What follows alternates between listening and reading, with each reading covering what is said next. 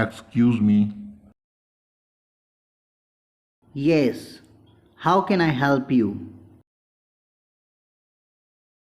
I was given these jeans as a present, but they don't fit. They are too small. Is it okay if I change them? That should be okay. Have you got the receipt? Yes, here you are. Well, okay. Actually, we have sold out of those jeans. I'm afraid. You can choose something else if you like. Oh, right. Can I try these things on? Yes, sure. The changing rooms are over there. What do you think of this coat? It isn't too long, is it? No, I don't think so. It really suits you. I'm not sure about the color.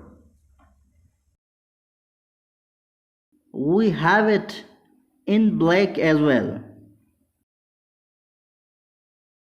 Oh, I like the black one. I'll take it. Then, thanks.